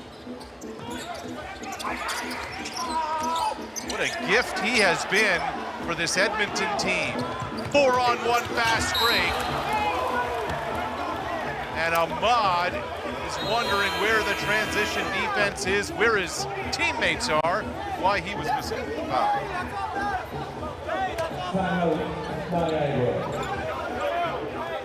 Performance nutrition, Chef Crafted, built for high performers. Pork and fuel offers Chef Crafted, healthy, delicious meals. Stanley Davis Jr. from long distance. See just the rhythm, teeing up. The young cats will say he's in his bag. Is that how it goes? He's in his duffel. He's in his duffel. You have any hats that look like that? Nah.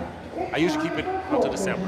Well, the Niagara fans are out, and you can secure your seats today for numerous theme games like Christmas in July. Tickets available, riverlions.ca/tickets for that QR code. Let's go down to Svendiar, who's in the holiday spirit. So far, I'll be impressed. Ho, ho, ho, everybody. Yes.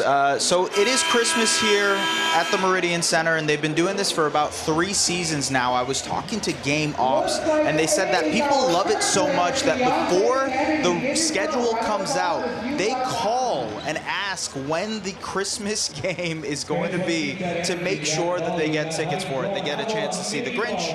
They get a chance to enjoy the holidays in July. Fun stuff, guys.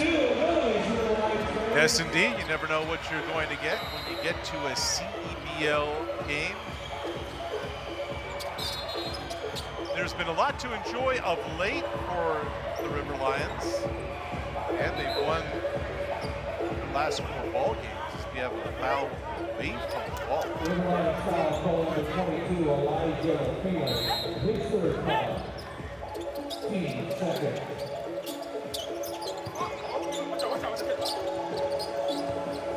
Shot clock for Horns. Made away from the elbow is Cash. That is tough. He called it right. Wanted the basketball, wanted to clear out. They did a good job of giving him the space. He has KO, who's a tough defender, a tough matchup. Jab step clear out the little airspace. Ahmad got a step past Isaac Jack, and he was on his way to the free throw line. I like Jack. I really like Jack. Every time he's made a mistake, you can see him really just getting into himself. Like, he's his toughest critic. And you gotta appreciate that for players because you can just tell there's a passion, there's a toughness to them, and they're, they won't be denied. They won't let themselves down. Jack's just getting better. He's a rookie. Again, only began playing basketball 6 years ago. Ahmad misfires on the first free throw. What a legend in this game Khalil Ahmad is. All-time leading scorer, the 29-year-old from Anaheim, California, who came to this league from Cal State Fullerton. And I've just really loved watching him play over the years because, you can always trust. Anytime the basketball is in his hands, something good is going to happen. Anytime you get to target score time, you give him that last shot, you can expect that he's going to make it, right? And it's very, very rare that everybody wants that shot, but not many guys have the capability of making it time and time again, despite how defense is covering. Tate Donald there from deep to extend the lead to 15, and it's the over and over again part. Like, it's one thing to average 25 and 4, which Ahmad does, but the clutch gene is a different gene. Clutch gene, keep in mind, right, these defenses are designed to stop him, right? They've seen him, over the years knock down these shots. They've seen him win championships. So, the fact that he continues to do it is actually just spectacular. So 2:48 or so to go until target time. Edmonton so badly needs this, and you look ahead, their next 4. 2 against Calgary, 2 coming up against the Mamba, all Western Conference opponents. It's a gauntlet. It is an absolute gauntlet, but if you look at the schedule, this is, for them, you want those teams. As I mentioned, it's important to stack wins in your conference because, the standings are so tight. If you are in a tie, you want those wins. Vinales, unconscious, 21 for Kyle Vinales. Had 25 on Thursday, and now this show. Donald swings it, corner, no. Rebound brought in by Nathan Kao. You're Edmonton right now. These are going to be the longest 2 minutes of your life, right? Just get me to target time. By any means necessary. Get me there. Vinales again. Oh, boy. Timeout, Jordan Baker. Kyle Vinales is on a mission. Woke him up. 23 on the afternoon for the veteran. He's just done it. As the game gets closer to target time, I mentioned knowing time and score right now. you're putting the basketball in a veteran's hands, and he's just delivering, right? Play after play after play. And these are timely baskets, right? You're getting fouled, you're getting bumped. He's playing through it here. A foul could have been called here. You know, on that right shoulder, defense hanging off, still has a concentration, you know, to get up off of that back foot and square up his shoulders for that shot. I think it's, you know, we're at 2 points, but bigger because you need that momentum right now. Big one coming up next Saturday. We'll be back with you from Winnipeg. The Sea Bears host the Brampton Honey Badgers. Teddy Buckets and company have the Honey Badgers coming to town 3:30 Eastern, 12:30 Pacific. If you missed it earlier, Xavier Moon is back for Winnipeg. Kyle Vinales has been on fire for Niagara. Let's go courtside to Svendia. Thanks, guys.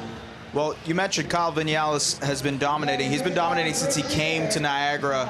In his first 4 games, it's 18 points per game. And I asked Kimball McKenzie about what it is about his game. He said he's the steady hand for this team. It seems like his pregame routine is trickling down to everybody else who kind of follows along what he does pregame. And as you can see, it translates on the court in clutch time as well. Guys? Yeah, it's interesting, Svendia, because here you have a vet, 34 years old, and the one thing that McKenzie said that stood out to me is that Vinales is just always asking questions. Yeah.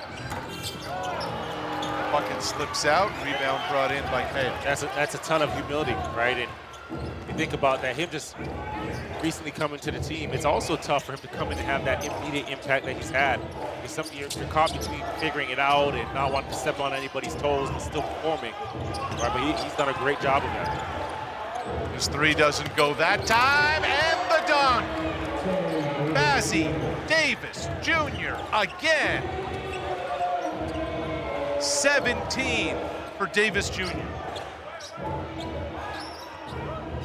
Largest lead today for Edmonton with less than a minute to go until target time. Deontay Kennedy dials one up the lead.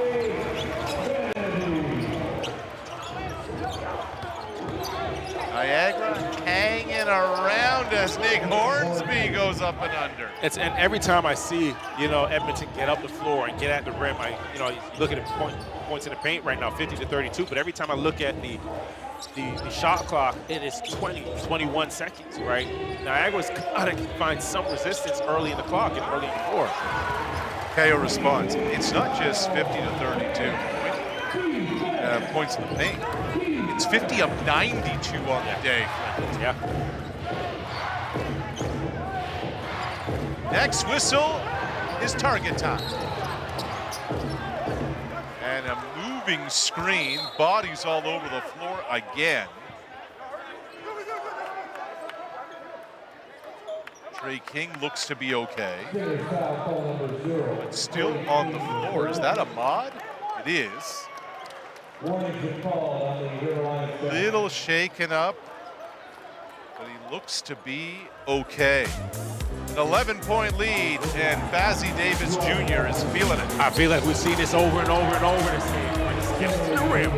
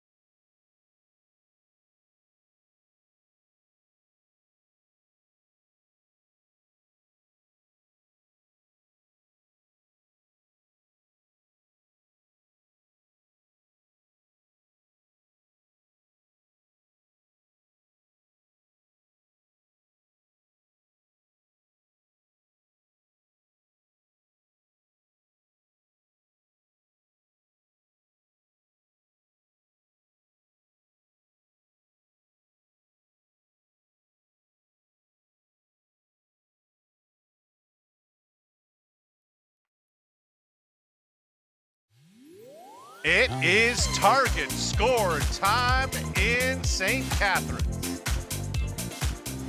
Edmonton with the lead. Stanley Davis Jr., Bazzy Davis Jr., the catalyst for these Edmonton Stingers. And how about what his running mate Tay Donald has done? Without Mike Nuga today, Kai Ashton Langford banged up, the Canadian Tay Donald, 24 years young, getting it done. First to 101 will win it.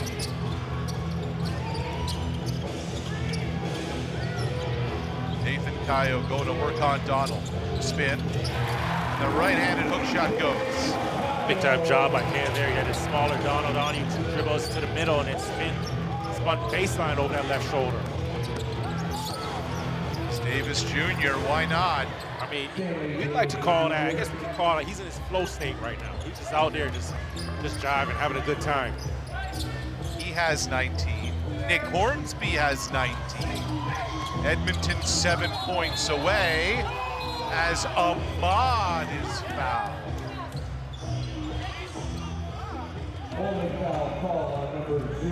Davis doing what he's done all game. Again, that left to right crossover, and boom, gets to the rim so strong with the finish, right? Doesn't matter if it's 2, 3, 4 defenders in front of him. He's going to use those broad shoulders and just bump the defense off and find his way at the basket.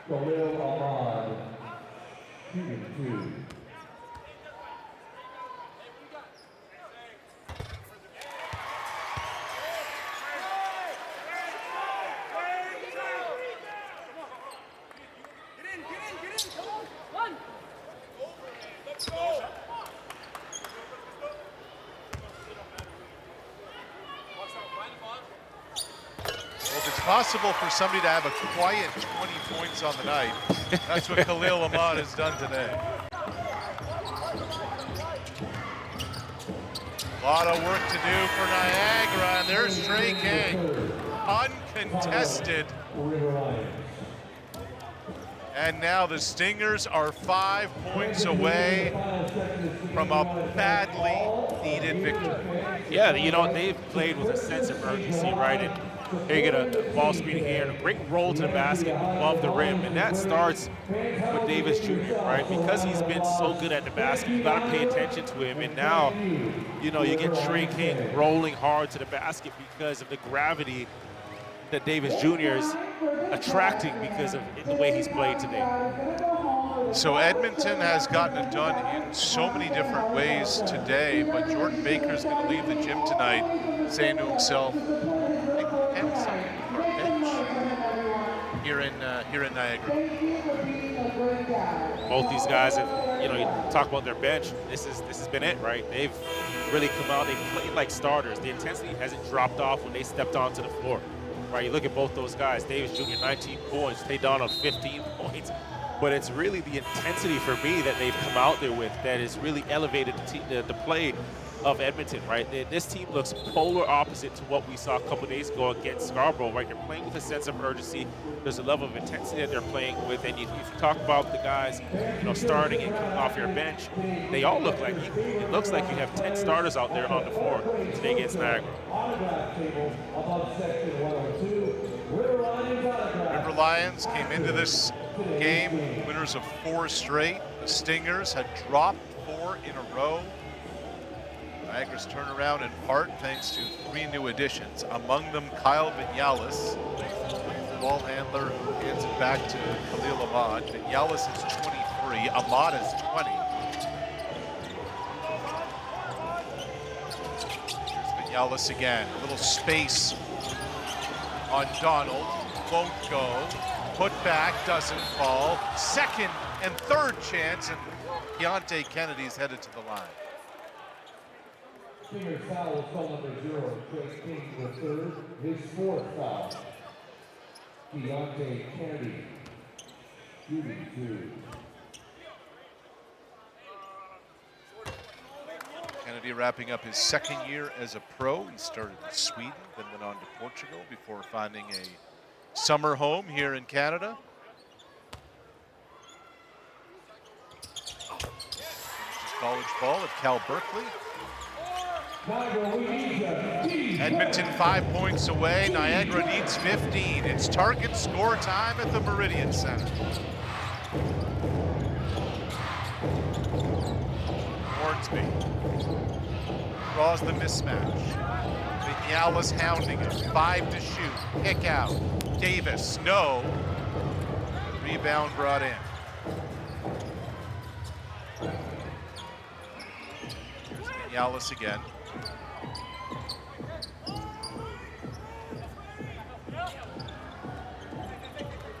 Gets by Hornsby, kick into the corner. Kayo the triple, won't go. And a loose ball foul going the other way. That's good defense, right? If you're Taydon in that corner, you live with the shot from Kayo because you gotta stop, you gotta help Hornsby, right? That's more important, right? The attack there, right? You get the attack, help off that strong side corner, you live with it.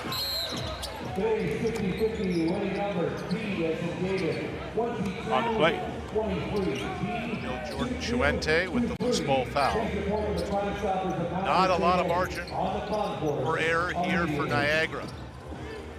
Trying to find King, they get it to him. Going to work on Chuente. Draws the double. And it goes. Top shot from Trey King. And now the Stingers can smell it. 3 points away. Ahmad, and 1. Jordan Baker doesn't like it. But you can count the bucket for Khalil Ahmad, who now has 22 on the night. And that's been the look of frustration we've seen all day. Yeah, and you know what? They've been on him. You know, here you can see him playing through the contact here. And King just finding a matchup he likes. It wasn't pretty here. He's going to split the defense and just chucks it up there. Puts enough air on it, and you got to put enough arc on the basketball. Give it a chance once it gets off the rim, right, for that soft roll. You know, on that last play, I'm not sure. I'm indecisive there, right? I thought Ahmad was probably going to pick up the offensive foul. There's a ton of confusion at the basket here. This is Hornsby just working the officials and trying to distract Khalil Ahmad at the line there. 2 faces of the franchise, Hornsby and Ahmad. Stingers can win it here with a 3.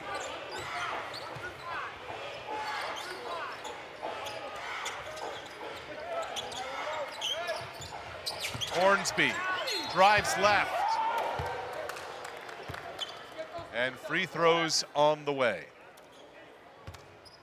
Edmonton really grinding this one out, right? Not being sped up. And sometimes you see teams get to target score time and just start chucking up threes, especially just trying to close out the game. Hornsby here, you could hear everybody screaming 1 through 5, 1 through 5. Niagara switching 1 through 5. And Hornsby coming back to the basketball against a small defender, just, you know, leaning that size on him, attacking the rim.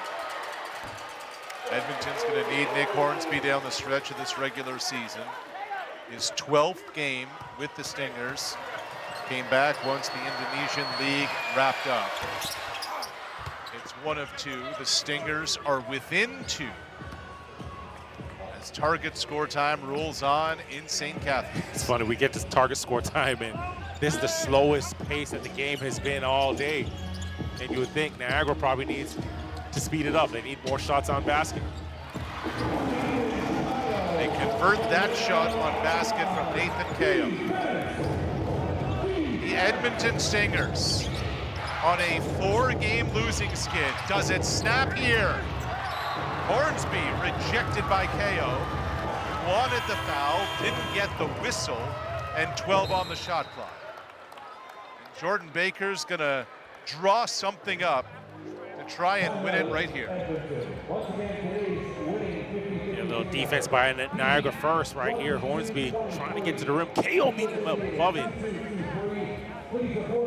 It's bumping. Great recovery on the block.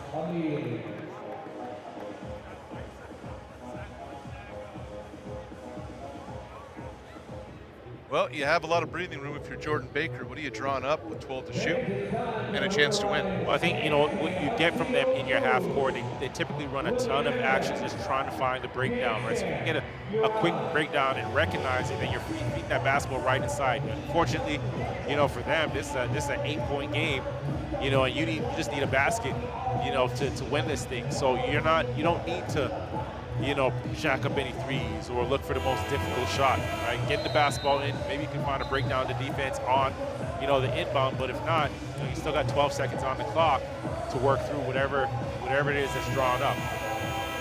By the way, I have bad news for that fan sign. Braun's not in the budget. But he's available. He is available.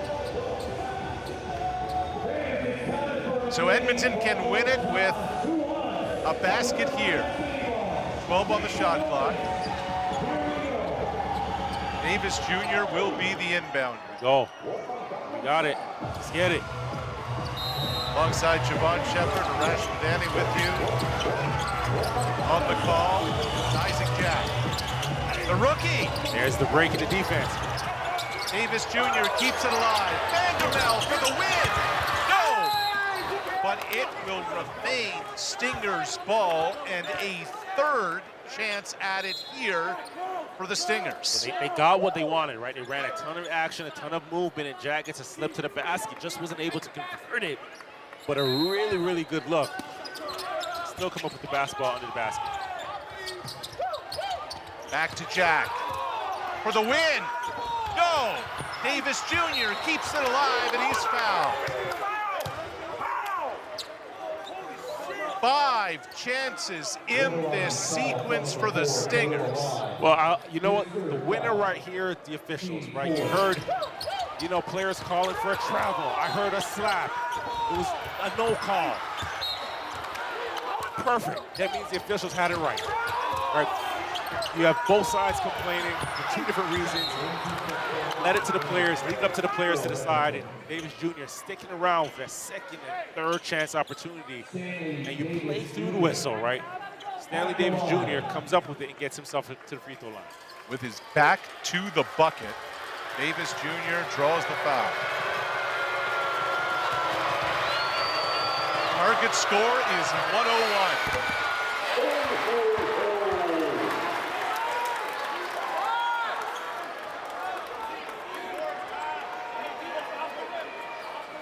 Bazzi, a 68.8% free throw shooter.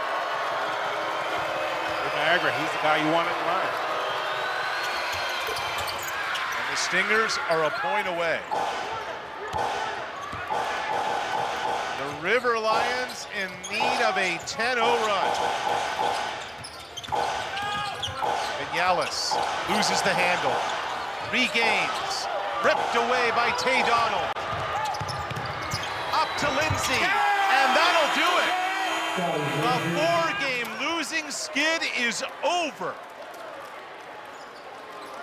Scotty Lindsay wins it for Edmonton, and a sigh of relief for Jordan Baker and the Edmonton Stingers. Yeah, they played with a sense of urgency this entire game, right? And, kudos to them, right? You look at both these teams today, and they had a clear identity.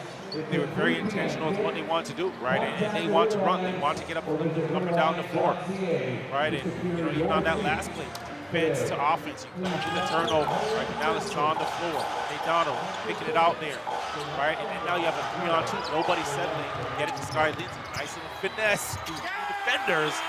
And you come up with a victory to snap that 4-game losing. And a little peek over his shoulder, Scotty Lindsay gave Phil Jordan Juente. Ball started by Tay Donald, ripping the ball away. Yes. And what a game this has been for the 24-year-old from St. Thomas, Ontario. Edmonton without Mike Nuga today in their backcourt. They lose McKay Ashton Langford early in the game with a hand injury. And Tay Donald logging minutes. Tay Donald logging quality minutes.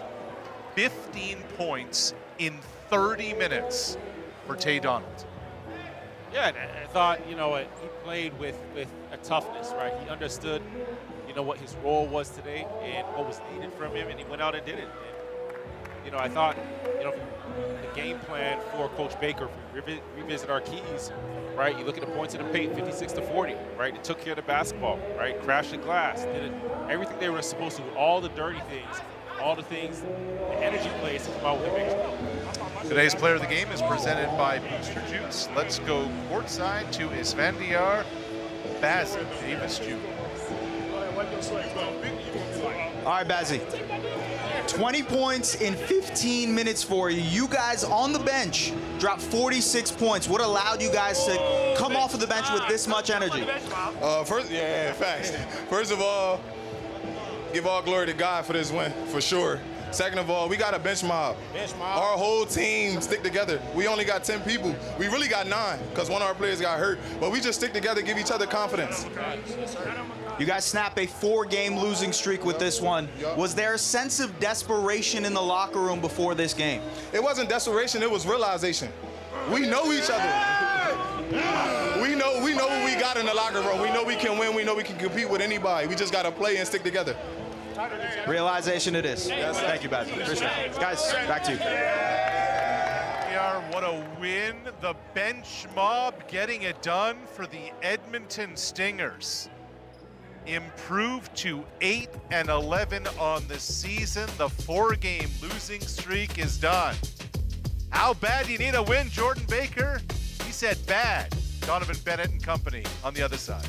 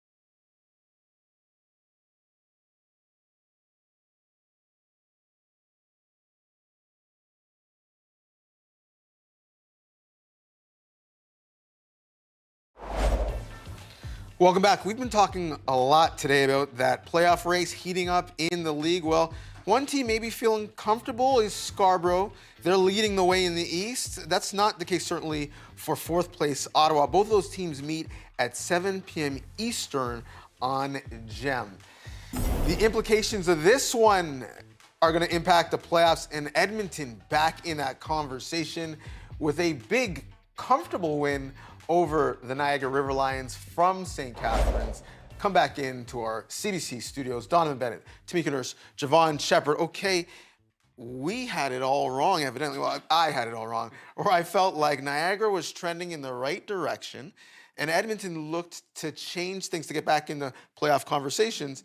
They changed things starting in that second quarter, Tamika, and it bled right into the third. Absolutely. I feel like Edmonton took it very personally, what we said about them in the pregame. They were not a team that was not peaking. They decided that they would put their money where their mouth is today. And it did start in that second quarter. We talked about it at halftime, the run that they went on, but they came out in that third, just continuing where they left off in the second. Edmonton outscored Niagara 26-23 in that third quarter. You're going to see there a step back three in transition. A lot of their offense came in transition. This is a steal to an easy lay-in. They were great when they were able to turn Niagara over and get up and cause them to have to defend before they were able to set up in their defense. Teams are so much more hard to guard when you can play in transition and play with pace. And Edmonton did not take off the gas this entire second half and really made this a contest. And they should be in a discussion of raising up the standard. Yeah, all gas, no brakes. And when you talk about the discussion coming into the year, people thought Edmonton would be a team that challenged for the championship. And when asked Jordan Baker what has gone on, he said, we just need to hit some of our wide open threes. And they shot close to 50% today. Yeah, I thought, threes are rhythm, right? And when you see one or two go down, it becomes contagious and everybody starts hitting. I thought, to Tamika's point, they played with a ton of pace, right? 23 fast break points. They started with inside 58 points in the paint, and then that basket gets wider. When you see that ball go through the hoop, it's like shooting it into the ocean from the beach. And they were 8 for 19 from the three-point line. They looked like a three-point specialist team. That would be their specialty. But, really good job of sharing the basketball as well. And, credit them because guys took those shots confidently. I thought they moved the basketball. They got paint touches and got it where it needed to be. Davis Jr. here knocking down another rhythm one. He was at the basket a ton of times in this game. But it all starts with, the tempo, the pace that you're playing with. And when you're sharing the basketball, everybody just feels a bit more involved. They did a good job defensively as well, where everybody was engaged, everybody felt invigorated, and then when you get on the offensive side, you believe you can make any shot, right? So I think a big part of that was, Davis Jr. started out really well, really aggressive. Hornsby, the leader of this team, he set the tone for the group, and they played like how I set the tone here, right? Okay. You also said they couldn't shoot threes at half, so your analyst is not very good at your job. The proof is in the pudding. They shoot 32% on the season. They did a great job here today, but it started on the inside. I mean, I will say, early in the game, our Rashmadani did say to you, how do they get better shooting threes? And you're like, that's not going to happen. Not possible. That's exactly what you said. Did you guys listen to my keys, though? All right. In fairness, I feel like I'm a parent here, trying to manage these two. In fairness, you did say Hornsby was going to be the leader, that stirred the drink for the team. And when you look at him, led in 20 points, but it was everything else. He leads this team in rebounds and assists. On the day, he led them in points, rebounds, and blocks. He had his fingerprints all over the game, Tamika. Yeah, he's just a very complete player, and you can tell that he is the leader on this team. They look to him in all important parts of the game, and he was able to score in a variety of different ways.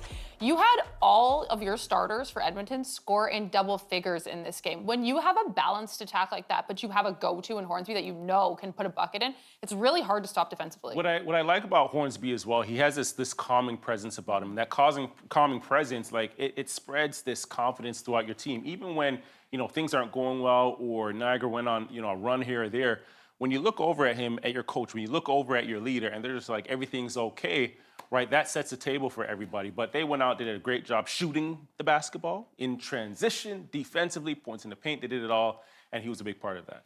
Certainly, he put respect on his name today. When people Google Nick Hornsby, they're not just going to get the author. They're going to get him because he put up some big numbers with a bestseller. And I just love seeing guys year in, year out continue to improve and improve.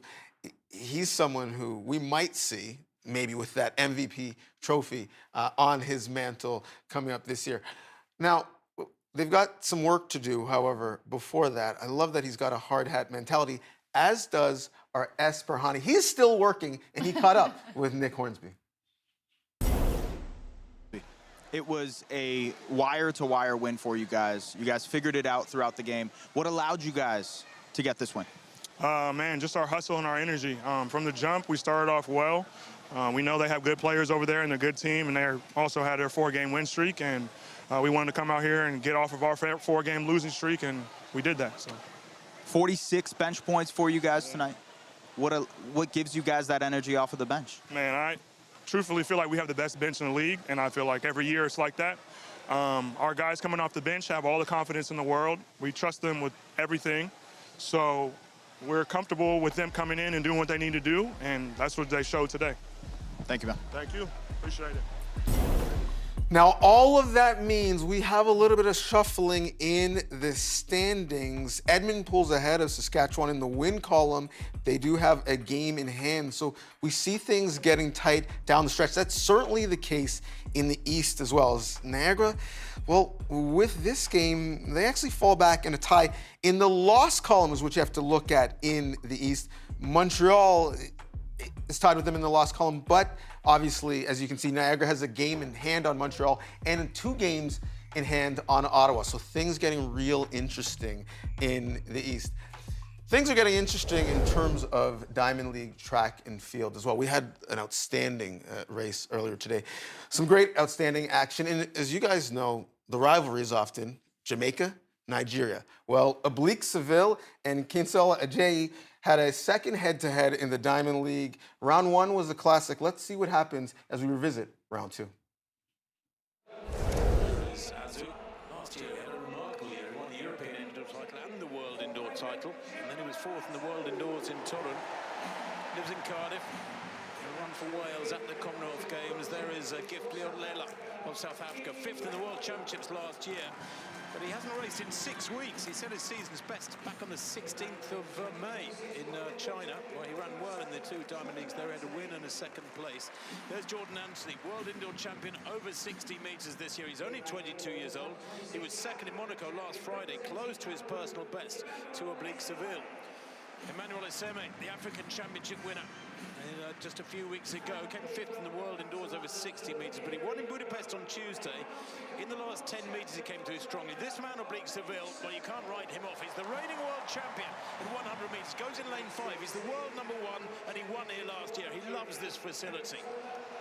Beside the Jamaican, the Nigerian, Kinsola Ajayi. He is the world #2 this year. He won in Eugene 2 weeks ago. He's won the NCAA's, the collegiate title in the USA. He's mightily highly rated. And then in lane 7, Romel Glaive, the European Championship bronze medalist from Rome 2 years ago. Runs for Great Britain, UK champion most recently, just some 3 weeks or so ago in Birmingham. And Zarnell Hughes, well, he's out in lane 8. But this is a man who's been European gold medalist 4 times. He won the